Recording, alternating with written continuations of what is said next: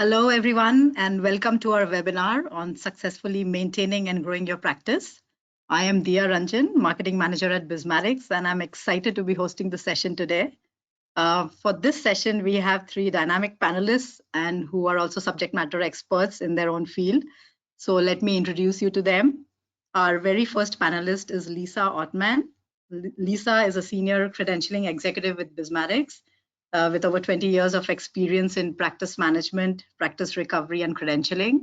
And she would be going over topics like how to market your practice and various aspects of credentialing. Our next panelist is Lynn Hobart. Lynn is the Director Implementation with Bizmatics. And Lynn has over 15 years of experience in healthcare and has been managing large strategic and critical accounts for over 10 plus years. Our third panelist is Kristen Neck. She is the Vice President, Revenue Cycle Management with Bizmatics. And Kristen has over 20 years of experience in management and billing. So we look forward to our session with all three of them. And a few housekeeping items before we begin. I wanted to let you know that we have a question and answer session at the end of the webinar. So please type in your questions in the box and send it, and we will answer them in order. In case we are unable to answer them, we will definitely follow up. And I also wanted to let you know that we have the recording of this webinar in our resource center, and we would also be following up with an email. So without any further ado, let's begin the session, and I am welcoming Lisa to start the session. Lisa, over to you now. Good afternoon, everybody. As was mentioned, my name is Lisa. I have been in practice management and credentialing for the better part of 20 years. A lot of my prior experience comes from going into practices that are failing and turning them over and making them profitable again. Starting a new medical practice can be scary and daunting, and many physicians don't know what way to go, where to turn to get the right answers to the questions they have. Financial planning and accounting is very key and should always be the first step when you are considering opening a new practice. You will need a good accountant behind you to help you with all your state and local taxes and to ensure that you have a good financial plan set up. Next step is practice location and setup. I will admit the easiest way to go about this is simply to buy a practice that's already in existence from a physician who may be retiring or leaving the state. If not, you can always do a build out, get a building and do a build out. And we have people here that can guide you in that, in what's the best plan and options for spaces and getting a lease. With that, you'll need new computer hardware and software. I have several vendors that I currently use on current practices that give discounts for group purchases. There's so many options with software. You have to decide which one to select for your business, and we can help you with that. Moving on to the next slide.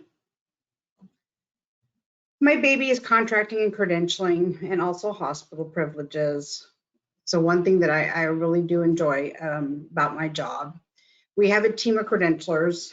There's currently 3 of us, and between us, we have over 30 years combined experience. I have a proven method of getting credentialing done in a very timely manner and getting contracts that are set up to meet your needs, and also in contract negotiations. When attaining insurance, malpractice liability, or corporate, we're here to help you get the right prices for what you need in the area that you're in. Malpractice insurance changes yearly, and as time goes on, your malpractice insurance will go up despite your time that you've been with a credible supplier. I have found in the past that every couple of years during a review of your malpractice insurance, you can also get your rates cut by at least 1/3. Having your office compliance with OSHA, HIPAA, and CLIA is very important. Having a compliance officer on staff is also very important. And with that, training your staff on the mandatory HIPAA training is something that we're going to assist you in. For your office operations, conducting policies and procedures and getting those written up, human resource and staffing is something that we can all get ready and going for you.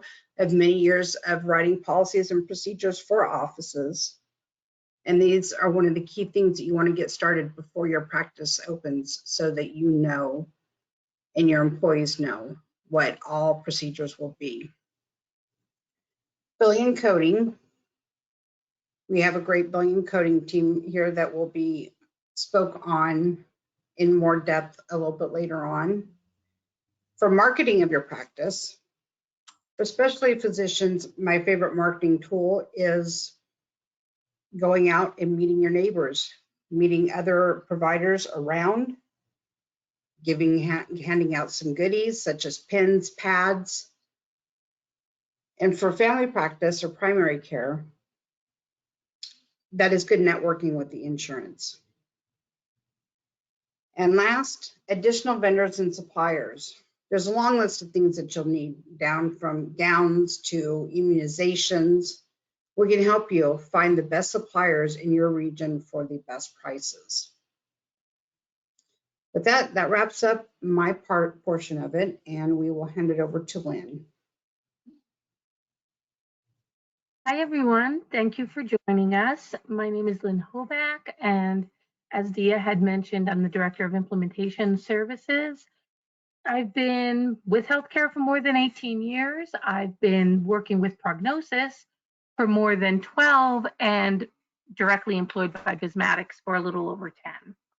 I'm going to go over picking an EMR for your needs. My first question is, do you know what your needs are? As many people, clinics, start looking for a new vendor, whether it be you're coming from paper to an EHR system, or you're just switching vendors for whatever reasons. There are many different reasons you would switch, or many different reasons you're going into an EMR, obviously. But not all vendors are the same, although a lot of them offer a lot of the same items and features. You just need to make sure that you have your must-haves written down so that you keep track of that, so you could weed some of the vendors out as you move through. And we'll move on to the next slide, please. So just some minor FAQs that you may not be aware of. There are many of them out there, obviously, but just to give you an idea, did you know that there is more than 600 EMR and EHR vendors in the market? So that's a huge amount, and that's just more of the bigger players, not the little mom and pops. Clinical decisions made using the assistance of EMR have increased the efficiency of care, and it has minimized a lot of the malpractice suits and the decision making, as well as diagnoses. Choosing the right EMR can improve your patient retention, resulting in serious profit increases for your practice. How it does that is we give lots of opportunities for you to remind your patients of their appointments and just stay in touch with them, whether it's text reminders and emails for their appointments, or it is emails that you're sending out, the use of the patient portal, newsletters that can be sent out, all of those different items to keep your patients involved, not only in their care, but also with your office. Electronic intake forms allow patients to provide their necessary information at their pace. Oh, excuse me 1 second, I'm sorry. And it allows you to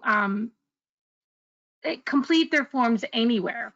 Now, the reason for that is that when you're looking at all of these forms, they are a necessary evil, and patients have to fill out these forms regardless. So why not have them fill them out at the convenience of their own time at home, or while they're waiting in the waiting room?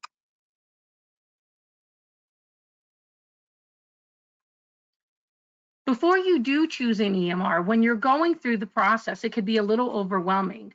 Some of the questions that you need to ask the vendor is, do they have any existing clients in your specialty? Do they offer other specialties?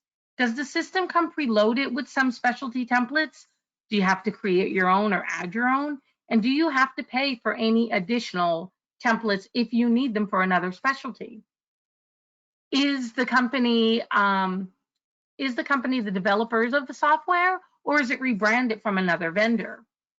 Is your system client or server based, or both, which can be a big deal for a lot of larger practices? Does the system include a practice management software, or do you have to have a third party? Is your system HL7 compliant? Is there going to be any issues with any interfaces that you might need? How often is the software updated? Is there a charge whenever there is an update or an upgrade? Does your company integrate ideas submitted by end users? Do they listen to their customers and take their advice or opinions when it comes to making the software better? And is the system certified with the federal government for meaningful use for MAPS and MICRA? MACRA and MIPS, to make sure that you're able to receive any incentives, or better yet, not receive any penalties for not reaching the requirements. When you're looking for it, again, you have to look at what your needs are. Make a list of what your must-haves are. Don't just blindly go on and start Googling. We all think that Google is our best friend and we will Google for anything. And when you start Googling, every business, every vendor believes they are the best. Just because they say they are, that does not mean they are. So you need to dive a little bit deeper and just make sure that you know what you're getting. Don't just go, they should have a good reputation, but you also need to know that a lot of reviews, when you look online, a lot of the reviews are the bad reviews. Most of the good reviews do not get documented. So just keep that in mind and make sure you ask existing clients that are using the software. Instead of looking at who says they're the best, look at whatever their recent upgrades were and their development. Are they continually trying to improve their product? Are they talking to their existing clients to make sure that they can make them more successful, make the workflows easier and more streamlined? This is a very big issue when it comes to offices when they start to implement an EMR. You need to make sure that you are working directly with the vendor, because the vendor and client together is what makes the success, and you have to work as a team in order to be successful. Keep in mind, perhaps the most important aspect of the EMR is how easy is it to use. If a system isn't intuitive, it can grind your workflow to a halt as your staff struggles to accomplish routine tasks. You don't want your office or your staff to be in chaos. You need to make sure that the workflow is defined ahead of time. You know that the software can accommodate your workflow and that it's going to streamline your practice, not make it more chaotic.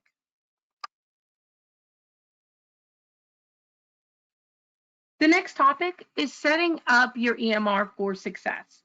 Just setting it up and going live does not mean that you have a success when it comes to the EMR. Keep in mind, which goes back to picking the EMR as well, is you need to make sure that you are looking at short-term and long-term goals. Your short-term, of course, is to start using an EMR and to make sure that it's accommodating your workflows. But technology is always changing, and not only technology, but all of the different items that go on in the world that affects your patient and your patient care as well. For example, the coronavirus. Our vendor, Prognosis, just like many other vendors, has just created a patient questionnaire as well as a template for the providers for the coronavirus.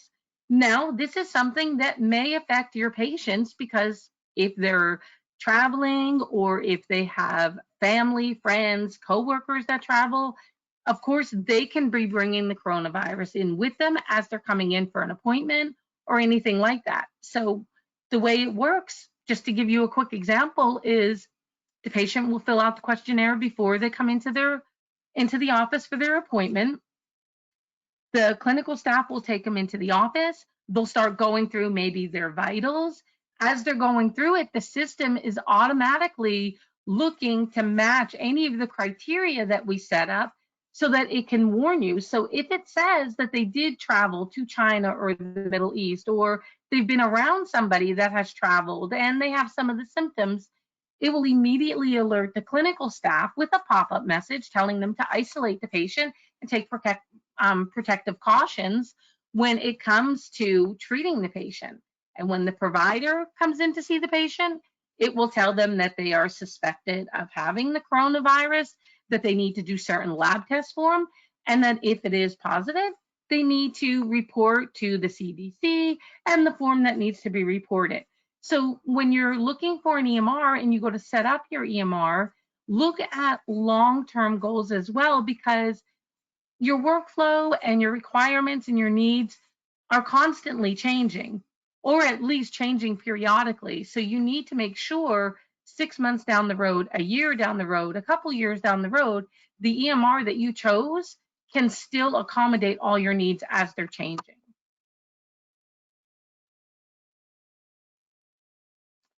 So now that you've picked a EMR, how do you get started? What do you do first? How soon can you get started? Who will help? These are many questions that when you sign that contract, you kind of sit in limbo maybe because you're just not sure how it's going to happen and who's going to contact you.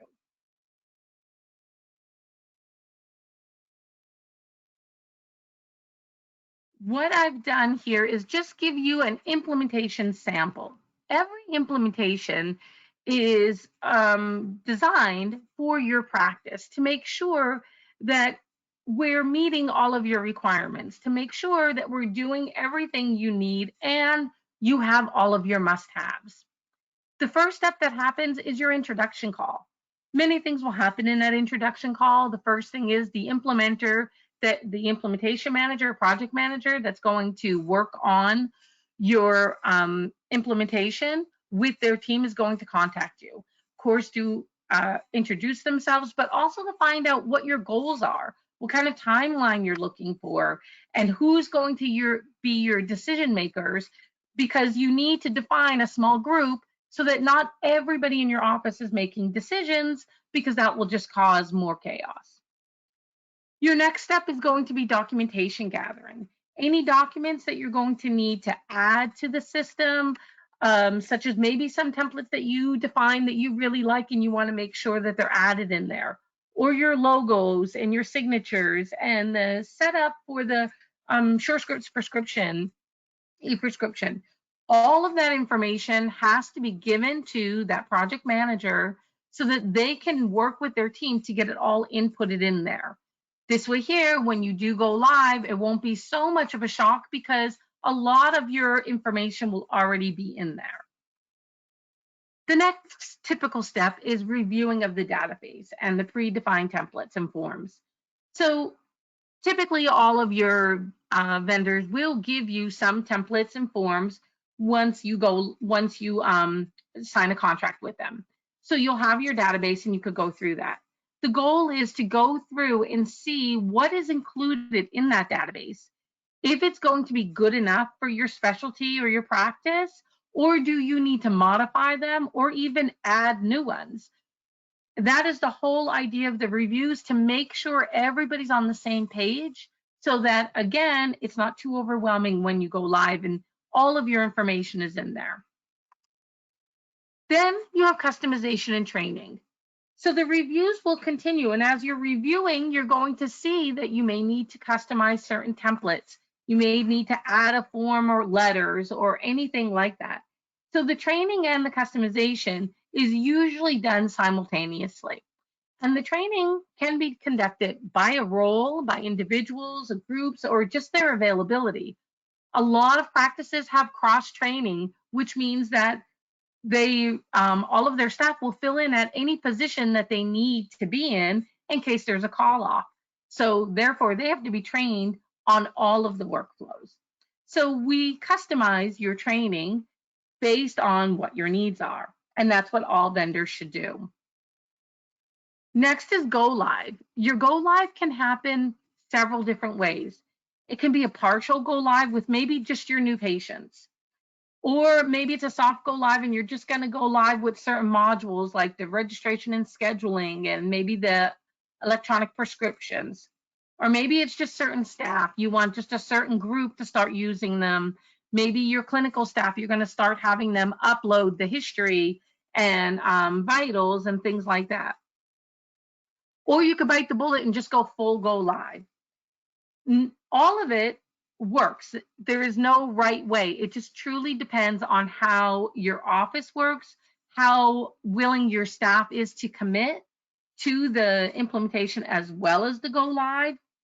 So keeping that in mind, it's also not a bad idea to just lighten your patient's schedule for the initial go live date for maybe the first 1, 2, or 3 dates, if that's possible. That's not always possible because we all know in order to keep your practice running, you have to have revenue, and your revenue is going to come from your patients coming to see you. But if you can just lighten your load a little bit, it would make a world of difference when it comes to your staff when you go live fully with everything. Next, you have your go live support. This is just continuing go live measures and support. I like to say when I have all of my clients, once they go live, they're kind of in survival mode. You've trained them, you've geared them up, you've had the reviews and everything else, but once they have that patient in front of them and now they're to document, it's a whole nother animal. So it kind of throws them in survival mode. And even though they've already been trained on it, there's a good possibility that they forgot some of the things, that they couldn't retain all of it because you went over so much of it. So the idea of go live support is to make sure that you're having weekly scheduled meetings for Q&As and possible additional training.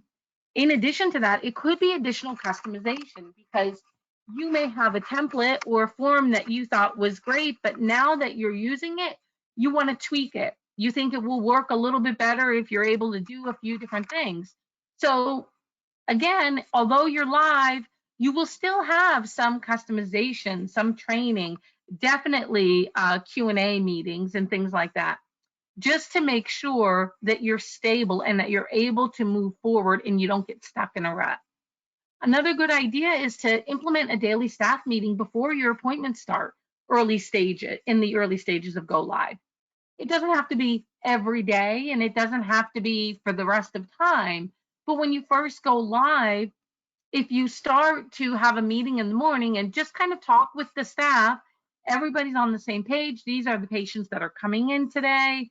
If you needed to pull lab results because you don't have an interface or your interface isn't completed yet and you needed to go live ASAP, whatever the case may be, or you need to go to a paper chart and pull their last physical, it's nice to know the patients that are coming in and you're able to pull that documentation before they come in, just so that you have it. It's kind of just a roundtable discussion in the morning, again, just to make sure everybody's on the same page and they have a plan for that day. It can be extremely helpful when you're going live, especially the initial stages. After all of that is done, and you'll know implementation can take anywhere from a few days to a few months and even longer. What happens is, depending on your availability and how much time you're able to commit, or whoever it is that you put in charge can commit to get the implementation going, that's where it's going to depend on. And it's going to depend on, do you know what your needs are and where you're going, what you need to accomplish? A lot of those things can cause delays. So once all of that is in place and you do go live and you are stable, your customization is complete and your interfaces are complete and your training is complete, then the implementer will have a discussion with the staff and just make sure everybody's comfortable. And then a 30-day notice is given for them to be transferred to tech support. However, it's not like it's the end of the road. You can always just check in and say, you know, I know you trained me on this, but we're having some issues or we're stumbling or anything like that, the vendor that you choose should always be willing to work with you as much as possible.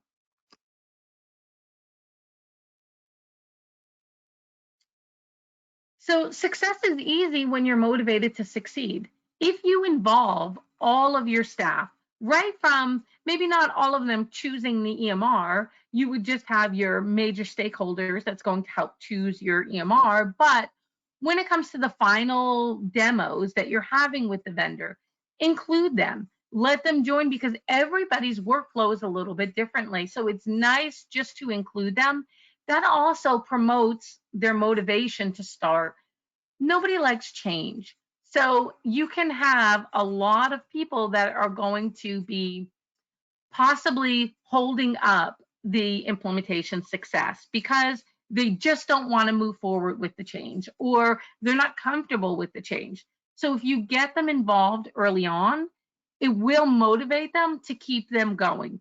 And I have also seen some practices that have given goals and rewards that if they make it to this certain level, then with minimum issues, then the staff would get some sort of reward and things like that. It's just something to think about. There's so many different ways that you can motivate your staff in order to get them on board. And you just need to make sure that you're looking at that. The first thing is allot the appropriate amount of time for the training. The insufficient time, if you're trying to see patients the same time that you're training and you have to keep leaving the training to go take care of a patient or to go answer maybe your staff's questions or whatever the case is, that's all interrupted training. Each time you get interrupted, it's been my experience that it derails you. You need to then start all over again, and it causes just all of these disruptions, and it's hard for you to get back on track. Next is assign a super user. Give yourself an internal expert. We don't expect that super user or super users to know everything and to take over everything, but it's nice to have a level 1 support in your office so that your front desk can go to them and tell them, I'm really stuck and I'm not sure what to do. And maybe that person will be able to help them. Remember that there's a relationship already that's been created within your internal staff. Sometimes they feel uncomfortable going to the project manager or the implementer. So it's nice to have that person inside that knows how to do all of those items. And super users are trained on every workflow so that they can help and guide whoever it is that's running into problems. Not to mention, staff is constantly changing in clinical offices. It seems like there's always turnovers. So you may find yourself every couple years or even every few months having a staff change. It's nice to have a super user that's someone that can at least get them the initial training to get them on board so that they can navigate through the system until you find out if the vendor that you're working with will give additional training, if you have to pay for it, if it's free, if they offer videos, whatever the case may be. Be vocal. Give your ideas to that project manager or the implementer, but also ask them and take advice. So ask them, have you ever implemented another client in this fashion or with this specialty or of this size? Because they may be able to give you some tips and advice that can actually help out your workflow. You need to organize and strategize. And remember, not everyone can be a decision maker. Input is useful, but too much can derail the project. Take your time and do it right. Haste makes waste. If you need to go live immediately, that's fine, but understand that is already going to put your clinic at a disadvantage because everybody is being trained. And usually when you have to go live ASAP, you're kind of going live with whatever's out of the box. So it's right there and it's all the templates that are there. You didn't have much time to customize. You only had initial training. And so it already is putting staff typically on edge and they're nervous that maybe they're not going to learn it or maybe there's going to be a problem and they're not going to be able to be successful. So you don't want to already put them in that mindset. But meet regularly when it comes to the project manager and your staff, and keep the communication lines open and clear. If your staff is running into problems when it comes to their workflow, something's going to have to change. You have to either talk to the project manager or the implementer, and you need to see if they can help, or maybe an internal decision needs to be made on something that you have to change. Maybe the way you did it previously isn't working the same way, and you have to just kind of come up with other ideas in order to alleviate some frustrations and confusion. But if you don't meet regularly, and if you don't keep the communication lines open and clear, it's going to run into problems. You can't just assume because your staff isn't saying anything that they're fine and they're not having trouble. They may be afraid or intimidated to tell you. You can't just assume that if you're not meeting with your implementer or your project manager regularly, that they know exactly what you're looking for and they're implementing in the way you want. So just keep all of that into consideration as you're moving forward so that you can have a successful transition.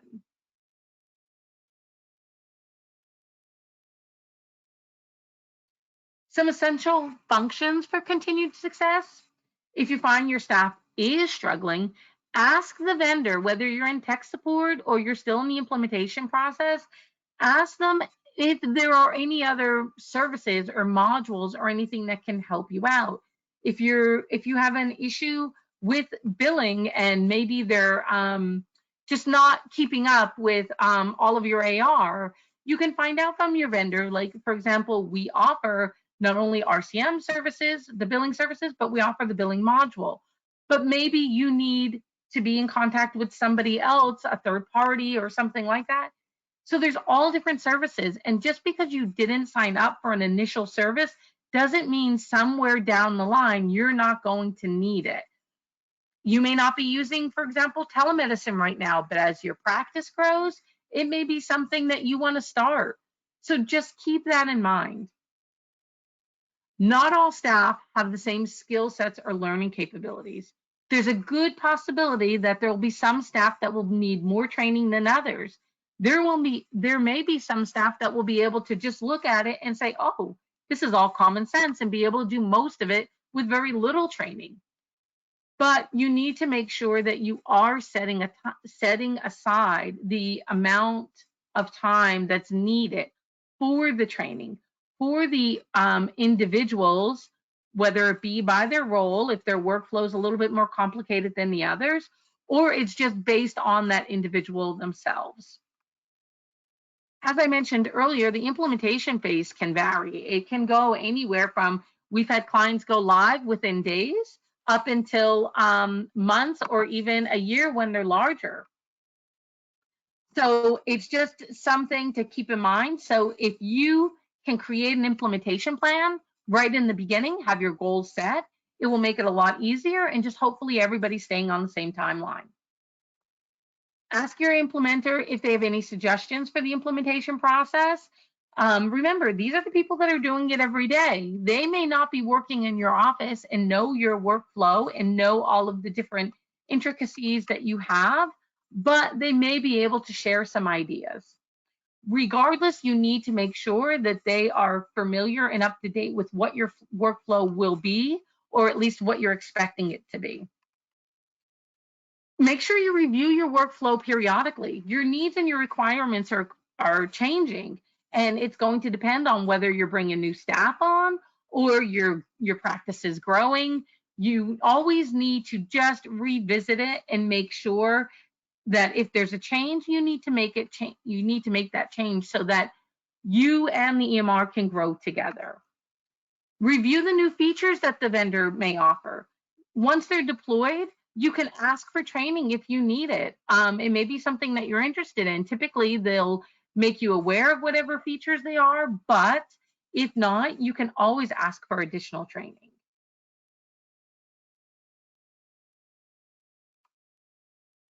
And with that, that's the end of mine. So I'm going to pass it over to Kristen, who's going to go over the billing with you. Hi everyone, my name's Kristen Neck. I have been with Prognosis for a little over 8 years now. I've been using Prognosis for over 10 years though in the medical field.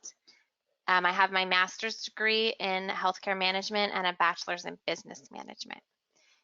So the first topic that I wanted to talk about was billing in-house versus an outsourced vendor. There are pros and cons to both sides, obviously. The pro to an in-house billing is you have control. You have an on-site staff member for questions and answers. The cons would be that it is a higher cost and the liabilities that you have to cover for that employee. You also have the issue of an employee being sick and your billing being delayed. And oftentimes, AR follow-up's not touched because staff is utilized for other resources other than billing. For example, you might have an MA that is your MA and does your billing. So her first job duty is being your medical assistant. Her second would be a biller. The outsourced pros would be that it's less expensive. You want to make sure that no matter who you go with, they offer transparency so you can see everything that's being billed. Are they following up on your work? Is your collections coming in?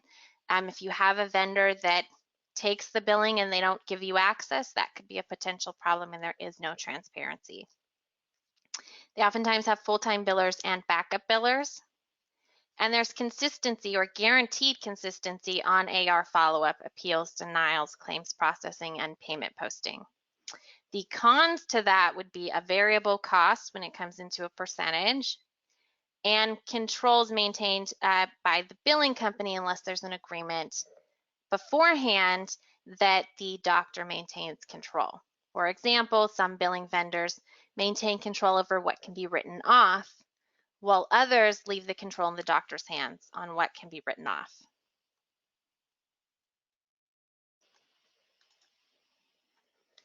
I'm going to be going over reports in the next few slides for successfully managing your practice. The first report would be an appointment tracking report. These reports are built on the EMR side of a practice rather than the PM side. What they track is all the patients on your schedule for the month, the day, the year, whatever time period you're running it for. It lists the data service for you and an encounter type. Your encounter type is usually associated to the visit type. For example, you can name an encounter type sick, and that would correspond to a sick visit for a patient, or a new would be like a new visit for a patient. The appointment status would be the patient came in, or they arrived, they were a no-show, it was canceled, or rebooked. And then you have your encounter status. What that means is, did the doctor finish his note? Is it still open? Or is it still with the MA? And then your encounter close date. What date did the doctor close that note and send it over for billing? Then you have your billing status. Is it still sitting there waiting to be billed? Has it been billed? Or is it in a ready to bill status? The insurance company. And then we usually recommend tracking your timely filing or the last date to file. And then the billed amount. How much did that claim bill for? This can help you track for the week. Did all my claims go out? Do I still have encounters sitting open? Of all the patients that we booked, how many were no-shows? How many canceled? Or how many did we have to reschedule? It's also good to track your referrals. So especially if you're starting a new practice or you have a new service that you're offering, there's a way within most EMRs to track a referral source. So did the patient hear from you from an advertisement? Was it a specific doctor that you marketed? Was it by word of mouth? And then you can report on that. So how many patients did we book this week that came from an advertisement that we ran? And was the advertisement worth the cost that we put into it? For example, some doctors will do Groupon. How many of those patients came from Groupon versus word of mouth? The next report is called a cost allocation report. Anytime you're offering a new service to your patient or you open your practice, you want to analyze the cost of it. Meaning, let's say you want to start doing ultrasounds. How much is that ultrasound costing you? How much is the tech costing you that's going to run your ultrasound? And how much are you getting reimbursed? You want to analyze this to make sure you're not losing money on the product, that you're making money in the end. So we normally recommend having a report that will track that. How much am I paying for it? How much am I getting reimbursed? And whether there's a deficit or you're making money. We also have a report called Encounters Without Claims report. Reports like this are going to tell you how many encounters are still open that have not been billed. These are only going to be available with vendors who have both an EMR and a PM side to their software. So your billing side and your EMR are both connected to each other. This will tell you if the doctor has any encounters or notes that have not gone out yet and what their filing limit is. So when am I going to miss the deadline to file that claim? We then have a claim lag report that we recommend doctors use, especially in the beginning.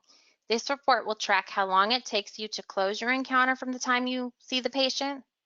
And then from that point, how long does it take your biller to get the claim out the door? Any delay in closing the encounter or sending the claim out means delay in money.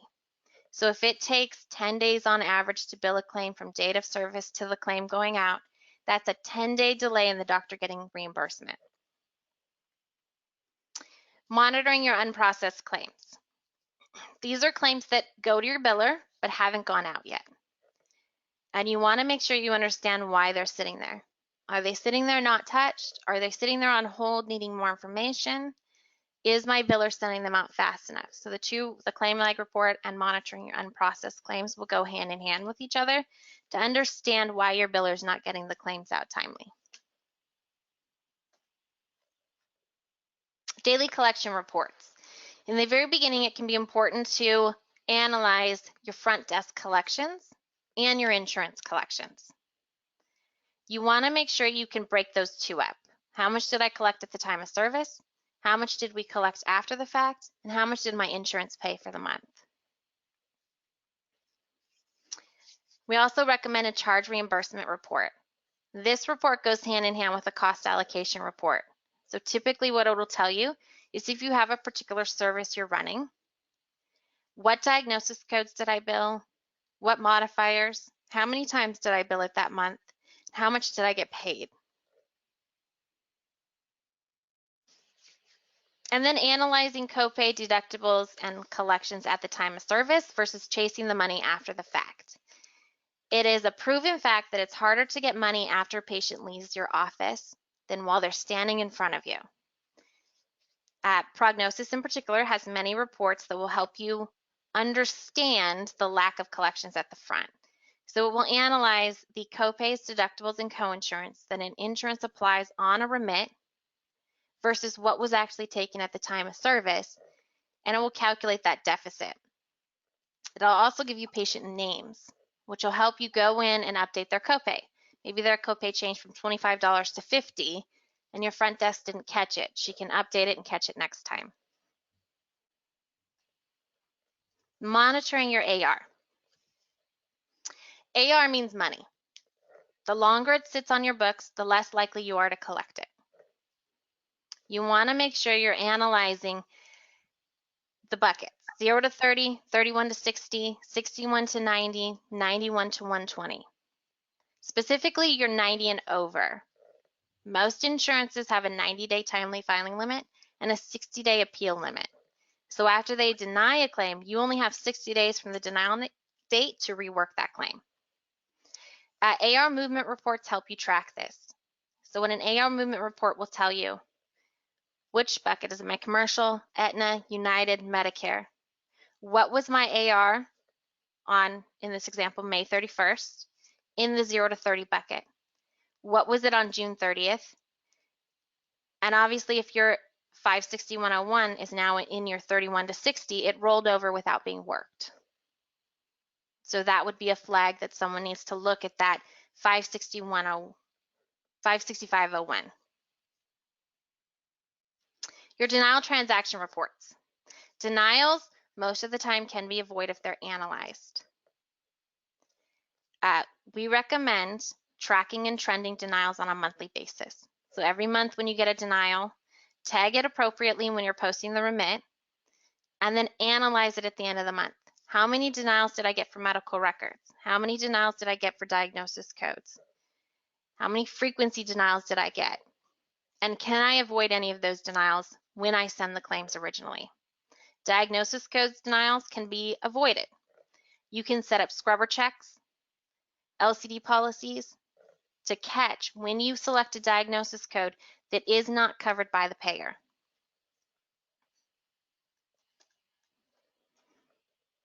Along with monitoring your AR, you want to trend your practice against national averages. MGMA will publish national averages every year. They will tell you where you fall in line with everyone else. The top areas that you monitor are your days in AR, how long it takes you to get paid, first pass rate, how many claims go out the door and pay on first send versus denied, and any AR over 90 days. If your practice's AR over 90 days is at 22% and the national average is 7%, you have to work on that AR. If your first pass rate is 80%, but the national average is 95%, there's room for improvement. All of these numbers accumulate to money coming in the door faster.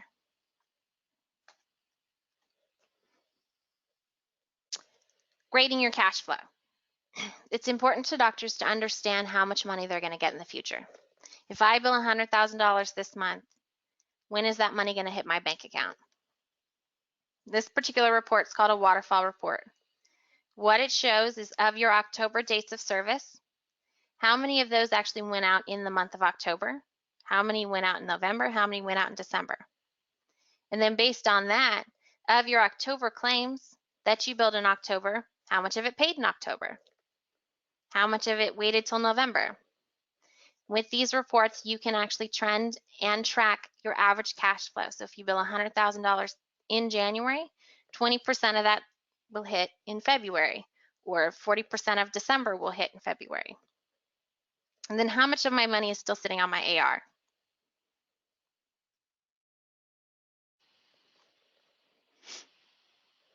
Financial analysis reports. CPAs, accountants use these a lot. They're reports that tell you your opening AR at the beginning of the month and your closing AR, and then what happened in between. So what increased billing-wise? How many insurance payments did you get? Patient receipts? How many adjustments did you take? Did you take any write-offs? Did you give any discounts to patients? Did you collect any copays? And how much money was moved to collection agencies? You then have groupable billing and collection reports. If you have a larger practice with multiple locations or multiple doctors, you can actually trend these by doctor and or location. So you can see which location sees more patients, which location is doing a higher billing than the other one.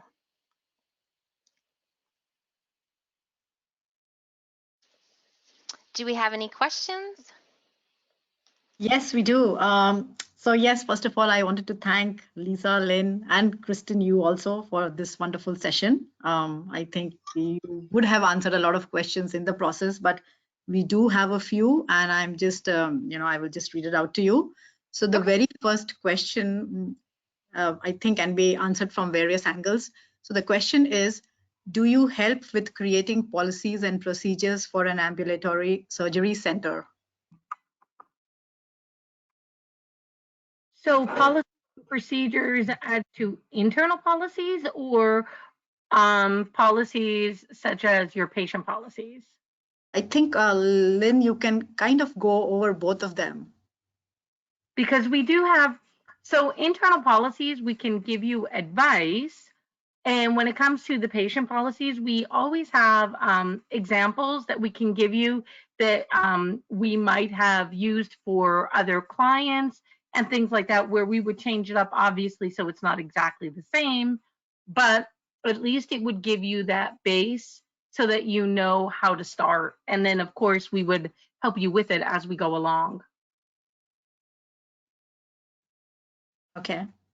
And I don't know if there is any credentialing aspect of this, which Lisa So can. credentialing wise, yes, we do help with policies and procedures.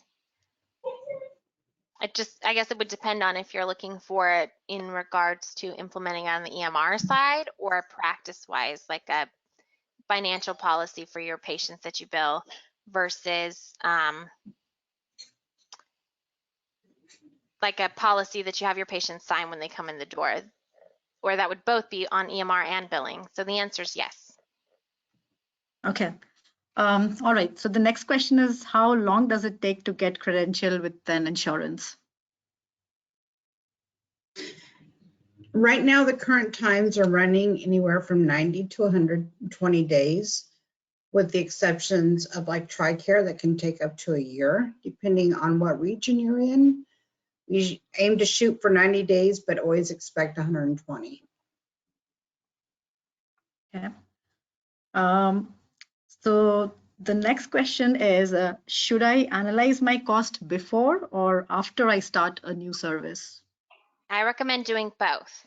So analyze it beforehand. You can usually pull fee schedules from Humana, Aetna, Medicare, all of them. So you can assume what the reimbursement would be, and then analyze it after you start the service, 2 weeks in, 1 month in, because while you know what the fee schedule is, do you have the patient volume? All right. Let me move on. The next question is, where are the track, referral source, and cost allocation reports? What needs to be set up to collect that data? So a majority of these reports are located on the billing side or the PM side of the software. Under reports tabular, reports collection, reports billing, and the management section. And if you wanted to send us an email, I can send you some instructions on how to find that. Okay. Let's move on to the next question. So this is the question about switching your EMR. So what are the important aspects to consider when switching an EMR vendor? So the first thing you have to do, obviously, is make sure you have your list of must-haves.